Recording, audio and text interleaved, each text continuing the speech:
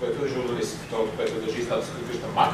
И трябва да съм благодарен, че издава Айн Ранд България, защото той проследя почти всичко е преведено и издадено.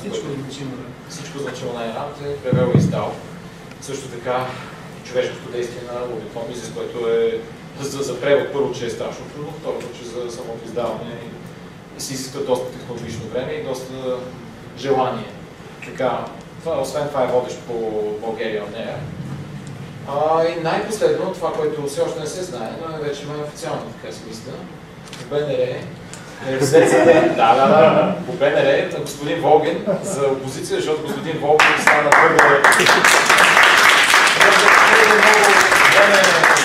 твърде много така еднолична позиция за да взема и обзето решиха да... Не знам защо на това най-много ръкопляскам.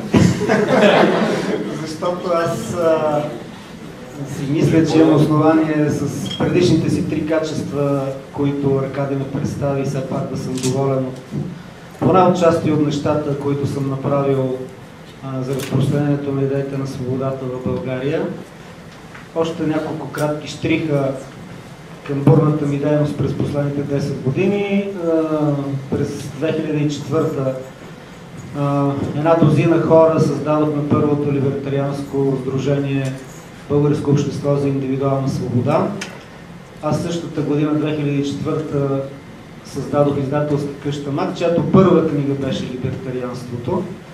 В последствие около книгите на Айн Ранд, които започна да издавам, се формира неформален кръг, който нарекохме Общество Айн Ранд и от чието име ви каня на среща на 22 октомври от 19:30 в зала 2 на ректората да поговорим как да разпространим по-добре идеите и ще го повторя накрая, за да не забравите.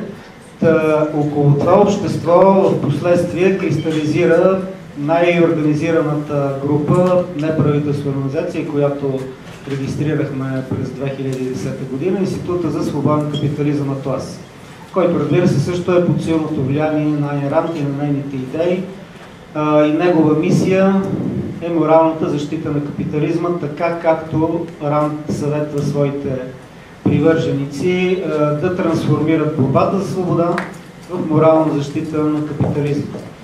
Това се опитахме да направим с частичен успех. Разбира се, тук има едни дипляни, който иска после може да вземе да види част от нещата, които нашия институт е правил. Аз, разбира се, съм силно пристрастен към Айн Ранд, нейните идеи, но не съм догматик, не споделям на 100% всичко, което тя е написала и казала, и не съм готов да се бия с някого, който не е съгласен с нея. Това го подчертавам, защото в някаква степен в българското общество се създаде впечатление, че хората, които четат и харесват Айн Ранд, са някакви сектанти, някакви затворени езотерични групи, които сигурно на сбирките си, тия, които говорят това, си представят, че пикаме върху кръста си, извинявам.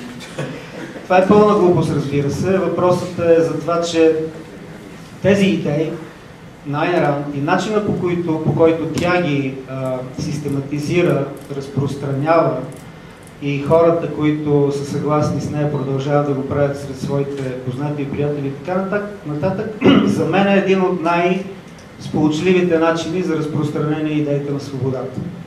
Всъщност Ранд избира изключително комерциална форма, сполучлива комерциална форма, да облече философските си идеи в образи, в сюжети, в философски романи, ако говорим за нейните 4 художествени произведения, и чрез тях, главно през тези 4 художествени произведения, особено чрез Атлас изправи рамене и чрез Изворът, огромна част от хората се запознават и с нейната философия. Това се случи и в България и аз се радвам, че всъщност издаването на Атлас изправи рамене през 2009 година стана повод за създаването на това общество Айн Ранд, на което част от вас може дори да са и фенове във Фейсбук или пък дори да сме се виждали някои от среща. Така или иначе, идеите на Айн Ранд могат да се опишат с една дума – свобода и нейния политически проект капитализъм. Не случайно наричат Айн Ранд поетесата на капитализма. Това означава всъщност не само, че тя споделя тези идеи, но и ги разпространява по начин, който ви хваща за сърцето. Т.е. тя по някакъв начин ви вдъхновява. Ако Мизес ви обяснява логиката на пазара и на човешкото действие, всъщност Ранд по някакъв начин нейн си ви вдъхновява да живеете по този начин. Не само да разберете това, което ви се обяснява като част от някаква логическа конструкция, но и да се опитате да го прилагате в живота си. Най-честото нещо, което съм чувал от хора, които са прочели книги или книга на Айн Ранд, тя промени живота.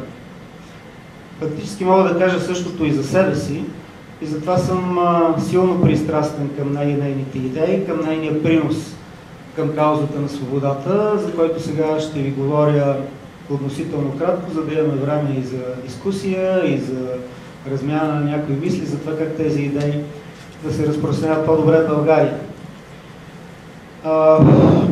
Прераждането на идеите на Айн Ранд в политически план, разбира се, се нарича либертарианство. Много голяма част от тук присъстващите са либертарианци в една или друга степен. Но когато говорим за заслуги към каузата на свободата на титан на мисълта като Айн Ранд, мисля, че е абсурдно да ги структурираме в подточки. Въпреки всичко, аз за яснота ще се опитам да ви откроя 4 основни посоки на нейния принос към каузата на свободата, които ще се опитам накратко да аргументирам и по които после ви предлагам да дискутирам. Първият принос на Ранд, разбира се, е защитата на егоизма. Егоизмът като присъщ и най-важен елемент на индивидуализма, това всъщност е и нейният основен философски принос и етичен принос към класическия либерализъм и неговото доразвиване в съвременната форма либертарианство, въпреки че Айн Ранд никога не се е смятала за либертарианка и въпреки че е била в доста сложни отношения с първите либертарианци в Щатите 70-те и 80-те години. Втория най-основен принос е трансформирането на борбата за свобода в морална защита на капитализма, както се опитах да ви кажа в началото. Третият анализът и защитата на разума и четвъртият отхвърлянето на алтруизма. Тези основни посоки аз виждам нейния основен принос към идеите за свобода и начина, по който те се разпространяват в обществата, не само в България. Но за да разбереме този принос и защо е толкова важно и защо е толкова съществено, че тя нарича егоизма и го защитава като най-присъщи важен елемент на индивидуализма, трябва да поставим нещата в техния исторически контекст.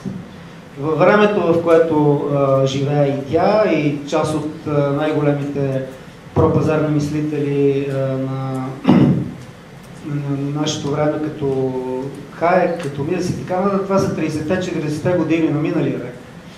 Непосредствено преди Втората световна война, така нареченото червено десетилетие в Съединените щати, когато всъщност идеите на колективизма и на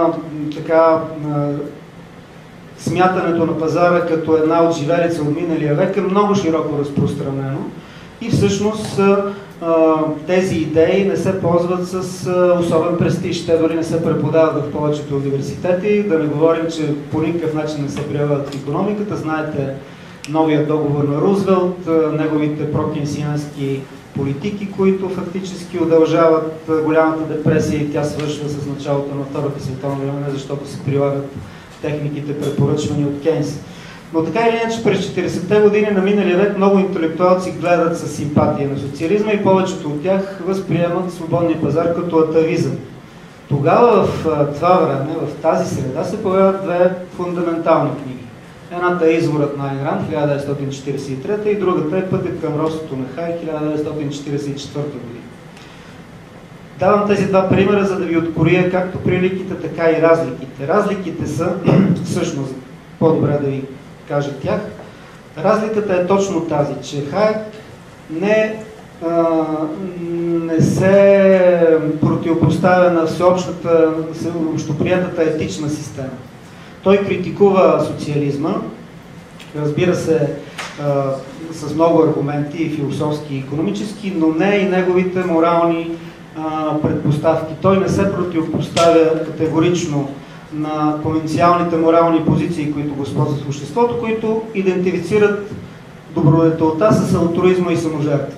Айн Ранд прави това и го прави демонстративно, прави го категорично, прави го декларативно и първото място, на което тя го прави, това е, разбира се, романът Избор, който е един от нейните фундаментални романи, най-големият първи нейн роман, с който тя става известна, но всъщност това е най-големият нейн риск, както е риска на Хаек с Пътя към робството, защото Хаек рискува кариерата си на икономист, Ранд рискува изобщо възможността да се прехранва с писане, ако този роман не бъде прият. И той наистина трудно се приема, но пък разпространението му по-нататък всъщност оправдава не само този риск, който тя поема, но и дава един изключително една рамка, в която всички следващи поддръжници и последователи на Ранд канализират своите търсения и изследователски усилия, подкрепяйки и доразвивайки част от нейните тези. Ан предизвиква моралността на колективизма и на алтруизма, отричайки категорично алтруизма. Тя всъщност предизвиква философските традиции на последните 25 века човешка история. Тя прави нещо, което никой философ и мислител преди нея не е правил, а именно обявява, твърди, декларира, манифестира, ако искате, че егоизмът е необходим и присъщ елемент на индивидуализма. Че принципът, че човек трябва да счита себе си за най-голяма ценност и да действа в своя собствен интерес, всъщност това е същността на човешкото съществуване, че защитата на егоизма трябва да бъде неотделима от защитата на индивидуалните права и свобода. Това за мен е най-големия принос на Айн Ранд към каузата на свободата. Егоизмът е необходим елемент от индивидуализма. Това е първото твърдение в философията, в историята на философията, отправено от нея, което разбира се среща и продължава да среща много яростно отричане и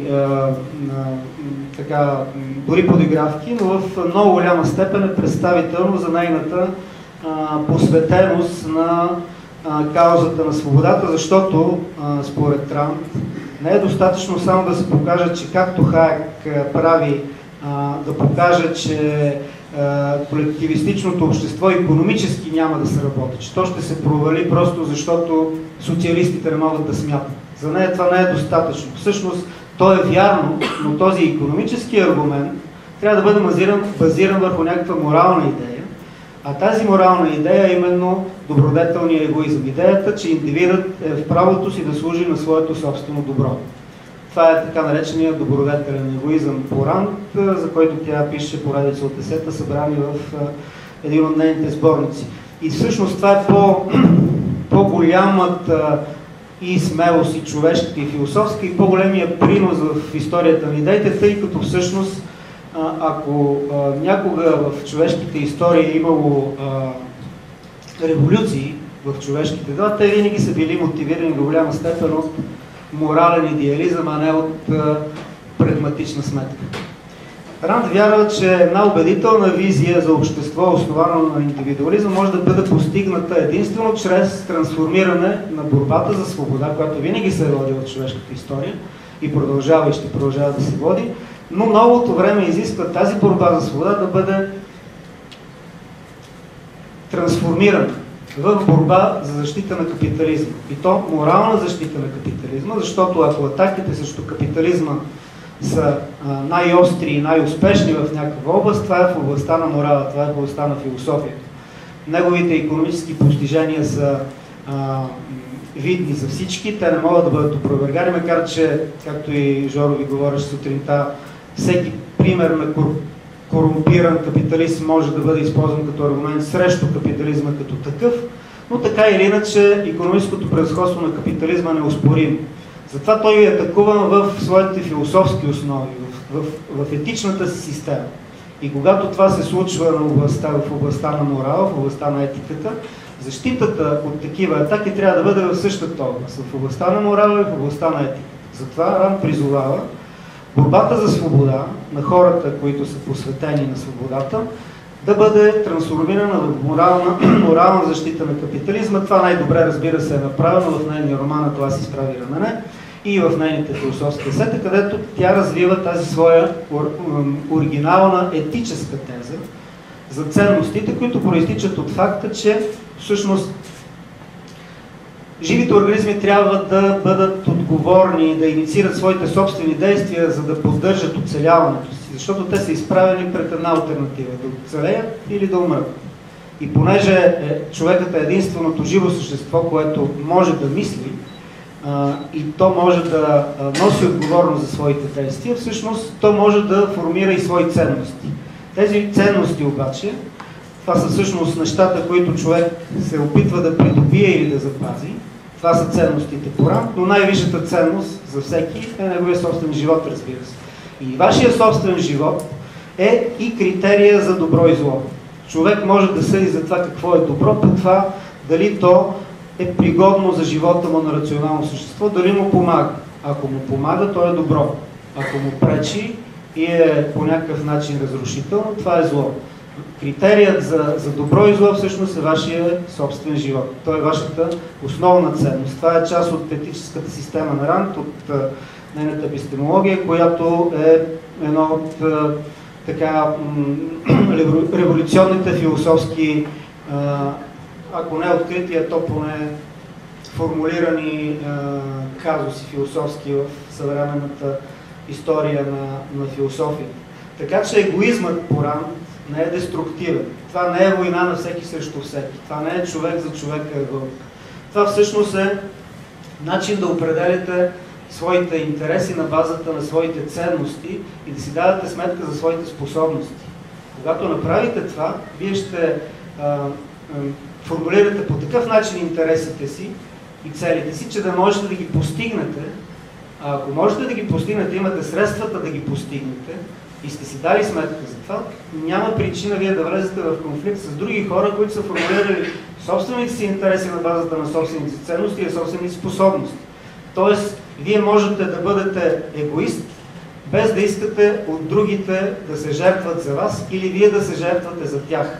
Това е основното в моралната система на Айн Ранд. Тя отрича етиката на саможертвата, етиката на жертвоприношението, както нарича алтруизма, точно за това, защото отрича жертвата, нуждата от жертва като такава. Тя казва, нито вие трябва да се жертвате за другите, нито другите трябва да се жертват за вас. Хората могат да взаимодействат като търговци, разменяйки ценности една срещу друга, както на пазара, така и в нормалния, ежедневния човешки живот. Разбира се, всеки трябва да има правото да защити своя интерес и да постига своите ценности, но, както казах, в такъв мирен, доброволен момент, без да използва сила, измама, кражба или убийство. Това може да го прави само държавата. Разбира се, индивида, ако е престъпник, но законно може да го прави само държавата. Така че това е един изключително важен аргумент и принос на Айн Ранд към каузата на свободата. Друго нещо, което бих искал да откроя, това е нейната последователна защита, анализ и защита на разума като способност на индивида. Независимо от това колко човек научава от останалите, самия акт на мислене се случва в вашето индивидуално съзнание. Никой не може да мисли вместо вас. Така че мисленето трябва да бъде инициирано от всеки според своята собствена воля и да насочва своето мислене според своите собствени нужди и усилия. Всеки е отговорен за своите решения и тези решения наистина са една поредица от непрекъснати избори. Тези избори, ако не ги определяме като морален избор, добро или зло, можем да ги определим като избор правилно или неправилно. Вие го правите този избор и тъй като сте рационални същества и носите отговорност за своите действия, вие носите отговорност и за този свой собствен избор. Никой не трябва да отговаря вместо вас, нито вие да искате да отговаряте за един някой друг. Така че социалният ред в обществото трябва да ни оставя свободни, да можем да действаме спрямо и съгласно своята собствена преценка, без да бъдем насилие, обект на насилие от страна на други хора. Така че при Ранд разумът е в основата и на свободата. Тя пише, че свободата е фундаментално изискване на човешкото съзнание в една от книгите си. И накрая, като такова обобщение на приносите и към каузата на свободата. Това е нейната непримиримост и нейното категорично отхвърляне на морала на алтруизма. Тя гледа на този морал като на един цялостен пакет от доктрини, които водят до злополучни резултати и винаги са водили до такива резултати в човешката история. Насаждайки у много хора, които обичат свободата, едно напълно субективно разбиране за природното, за естественото. В същото време обаче тя твърди, че хората не трябва да действат в съответствие с тяхната природа, т.е. водени от собствените си емоции единствено, а в съответствие с това, което се изисква от тях да осигурят своето оцеляване. Така че, правейки това и правейки тези избори, човек трябва да отчита своята природа, но не трябва да се води от емоциите си. Някои действия на човека биха довели до постигане на някакви дългосрочни цели, други не, но за всички тези действия човек носи своята отговорност, защото се предполага, че взема рационални решения, базирани на неговите собствени ценности и на разбирането, че носи отговорност за своите постъпки. Няколко думи за нейните приноси на икономика и тук ще ви покажа няколко неща, свързани с капитализма като такъв и неговите философски предпоставки, тъй като всъщност, ако говорим за философска система, тя при Ранд, разбира се, е много ясно структурирана, нарича се обективизма. Ако егоизмът е моралната част, етичната част от нейната философска система, капитализма е политическата част. Другите две са, разбира се, метафизиката е обективната реалност, това е Аристотел едно към едно почти. Епистемологията е здравия разум, света е познаваем, независимо от това дали вие приемате или не, той може да бъде разбран чрез разума, не чрез емоциите. Етичната част от философията на Ранд е егоизма, за който ви говоря до сега, политическата е капитализма. И всъщност етиката на егоизма, т.е. добродетелния егоизъм, се пренася в социалния проект капитализма, според Ранд, и това му дава неговата